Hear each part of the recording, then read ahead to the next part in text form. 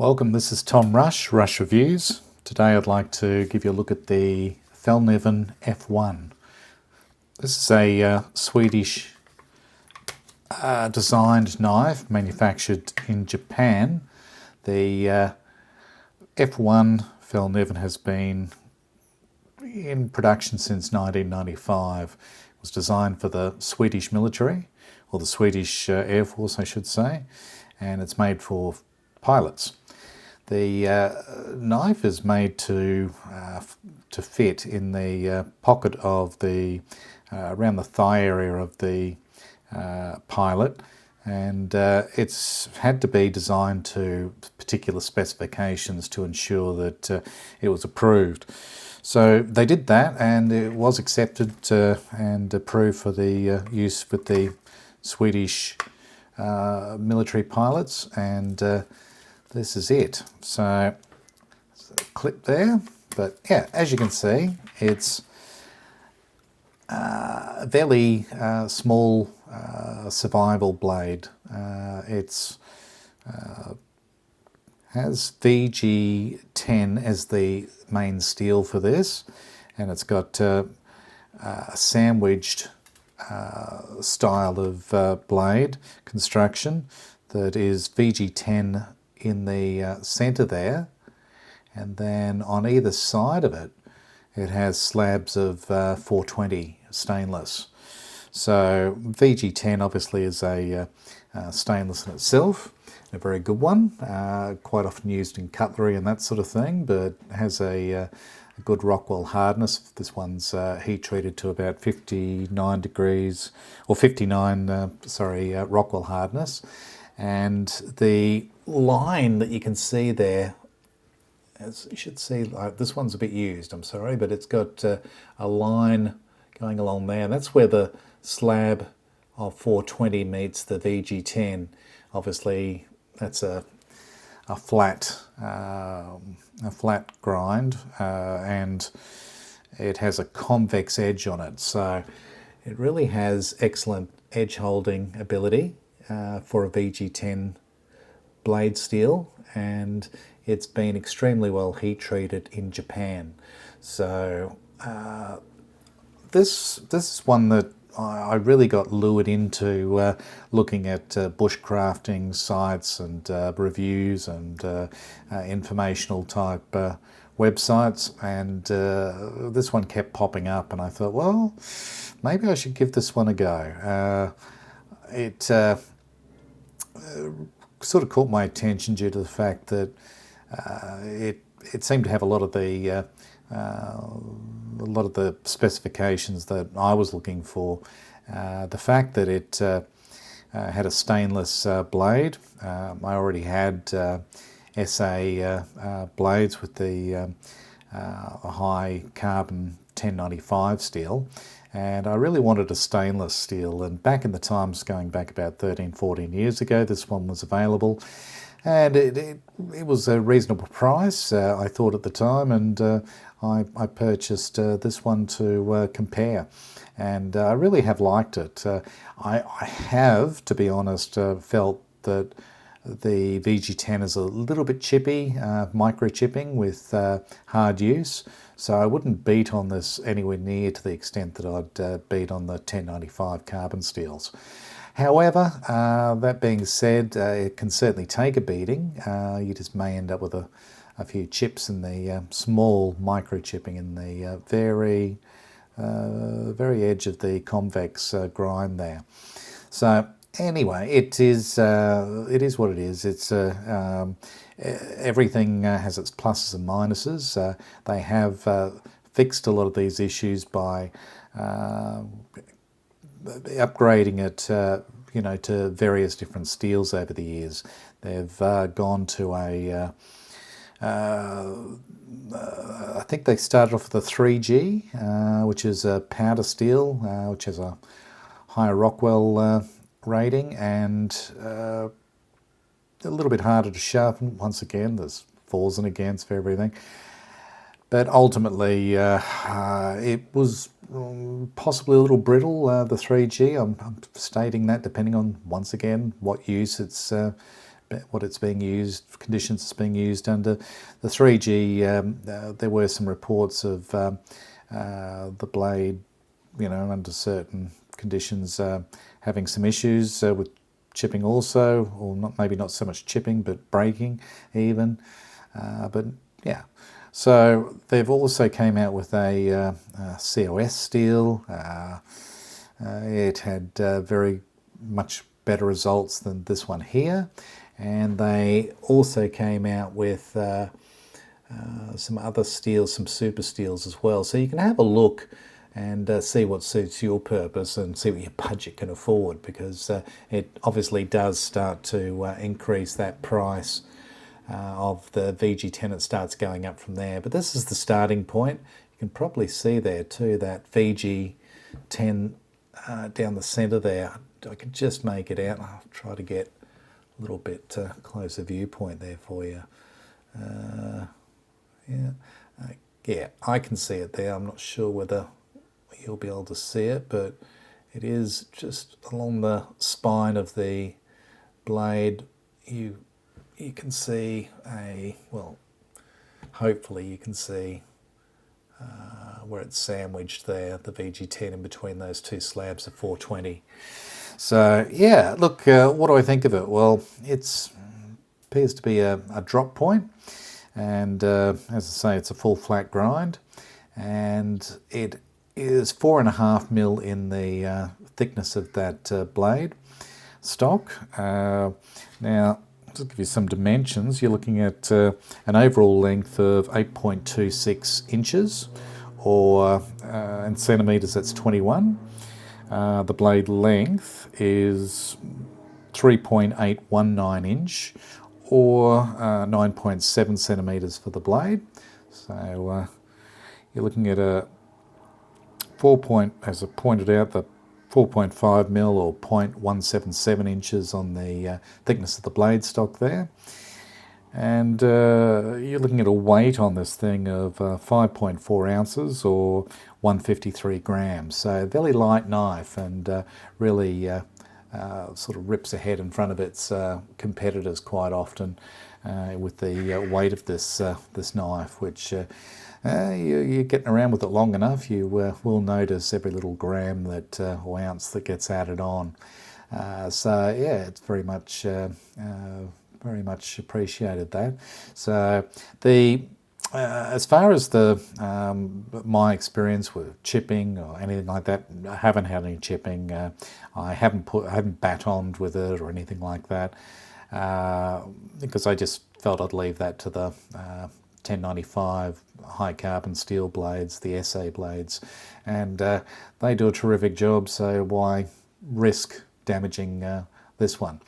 This one I mainly keep this one as the bug out bag, one that I drop in there and keep as one that doesn't need to be oiled so much as the 1095, and will give me quick access to an always sharp, being stainless VG10. I can be pretty rest assured that if I pull this one out, it's going to be sharp. It's not going to have those same deterioration problems that the 1095 with rust and that sort of thing will get on the blades. So I can sort of rip it out and I only have to check it like once every year and just give it a touch up, that sort of thing, and keep it in full working condition. So it's a top-notch performer.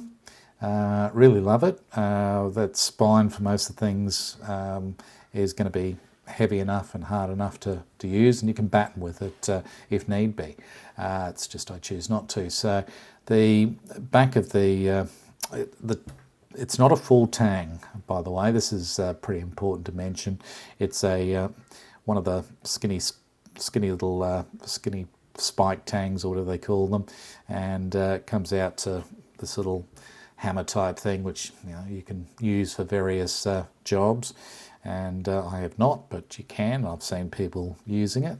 So as far as the material goes, I'll just see what it's called.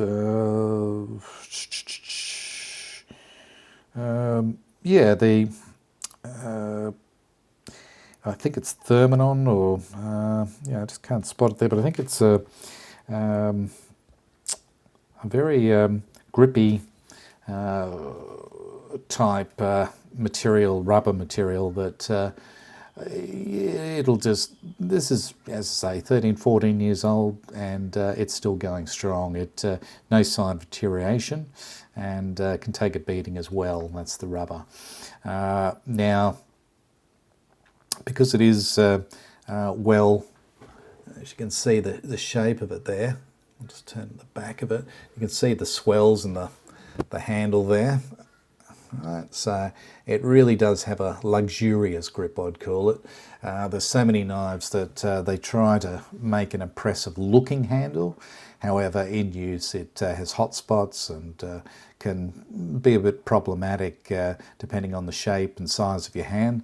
So this is a medium hand I have, and really does lock into the hand with that pattern on the handle there. It really gives a good grip. It's not a fail-safe grip, but it gives you tons of grip. So no complaints whatsoever. The lanyard hole I've got a complaint about, which honestly, at least it has it. However, I think they could have chosen a possibly better spot, maybe somewhere else. I understand why they've done what they've done. As you can see, due to the shape of this, the moulding of the handle, they've, obviously that's the thinnest point if you look at the back of it there. So I kind of understand why they put it there. If they put it here, they can never win probably. These manufacturers are probably going to saying, oh boy, you just can't please them. And in some respects, they're right, although it is their job to work out how to, as much as possible, please us and still deliver a product that they believe is going to work as manufactured. So look, once again, that is what it is. It's a bit of paracord or whatever through there, and it's going to get in the way a bit. And when you're gripping it, you'll probably, not that I've tried it, but you'll probably feel that paracord or whatever else, your rope or leather or whatever else you might put through that lanyard hole. So is it the best spot? Well, maybe it is for this particular design. So full credit to them. I'm not knocking them at all for that. I am, however, saying that down the track they might think of something better, and I'm sure a lot of people out there like myself would appreciate that. The sharpening choil it does have, which I love a sharpening choil, so very pleased about that. And I also love the fact that the heat treatment is really superb. This holds an edge for VG10, holds an edge very well, and really does shine in everyday tasks. The sheath on this one is what do they call this one? It's a Zytel sheath. So you're looking at, let's call it plastic. That's, specialised plastic if you like, but it doesn't crack. I've put it under all sorts of conditions. It's never cracked on me. It really holds up. A lot of people hate the sheath. I know I did. When I first got it, I was horrified with the sheath, and I thought, what a cheap, nasty sheath. I've come to appreciate it after the 13, 14 years that I've had this, due to the fact that this can freeze. I mean, it's made for you've got to remember, this whole knife is designed and developed for a specific purpose, and that was the Swedish military pilots. And boy, they've hit it out of the park. They've tried their best to accommodate everybody with the that blade shape and the blade materials, and upgrading that blade material to a suit more as the steels have become available and the costs have come down.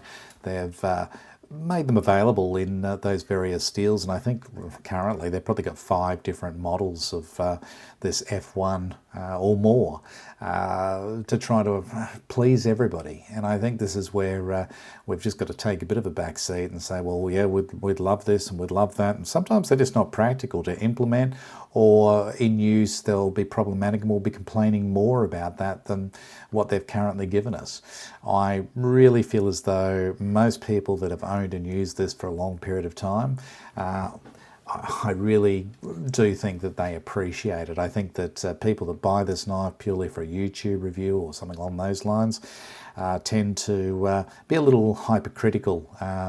Nothing wrong with that. I mean, you know, that's good too. We need all opinions.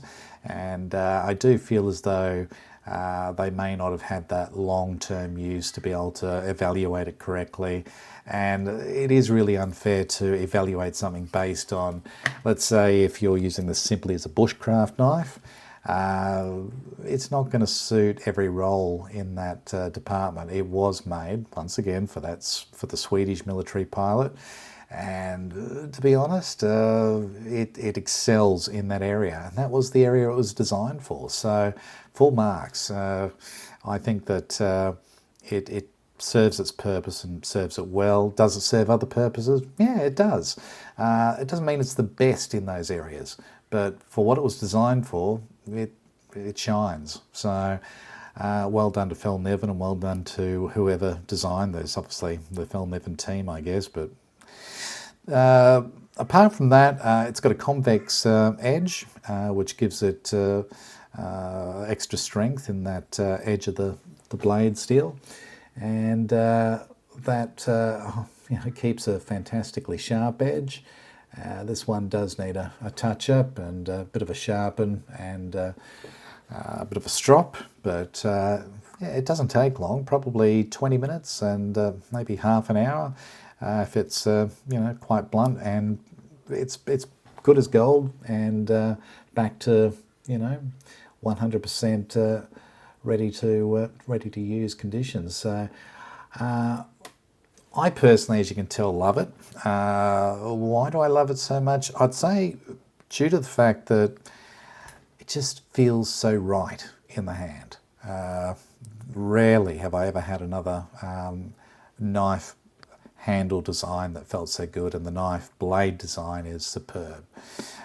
So yeah, that's my opinion. I'm sticking to it.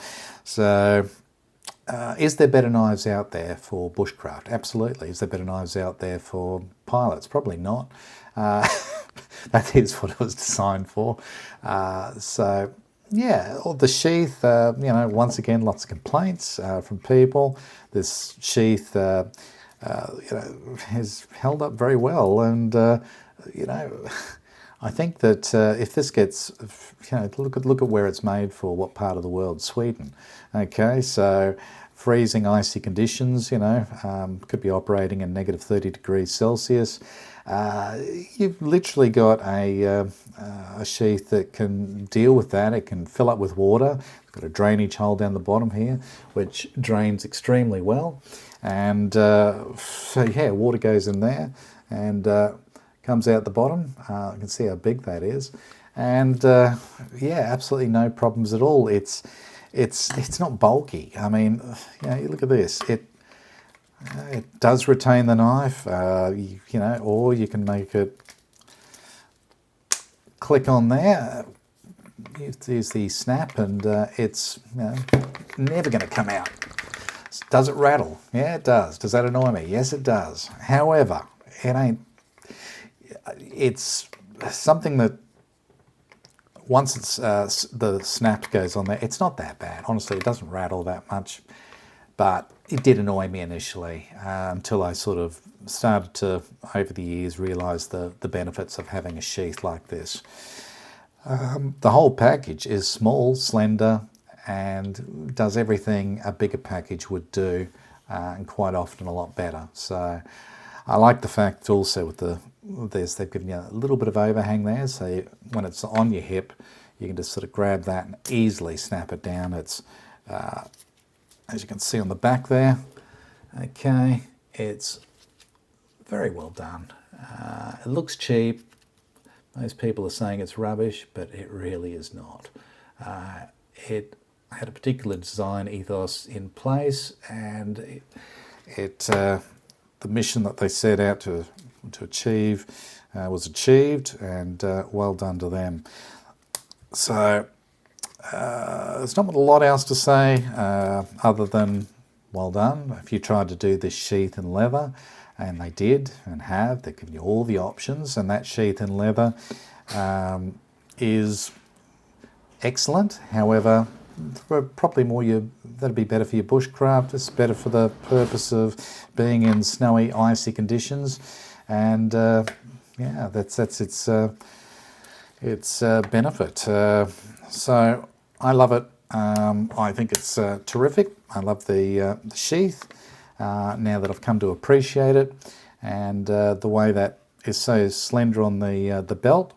It really is a dressy little item. It's not a pretty knife. This is a fit for use knife. Fit for what use? Well, generally every use I've put it to. So I love it.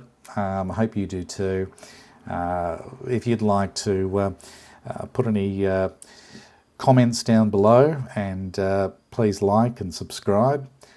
Be very much appreciated. Give me your thoughts. If you disagree with me, if you feel as though the sheath is rubbish and you want to tell me why, keep in mind the purpose that sheath was designed for. Okay, there's many other Kydex sheaths and lots of others that you can buy from various makers, and you can replace this to whatever is of your choosing. It's been around since '95, this knife, so there's many options out there. It's still in production and going strong. So clearly a lot of people like it, and I would say that's for good reason. Okay, thanks so much, and until next time, this is Tom Rush signing off. Thank you. Bye-bye.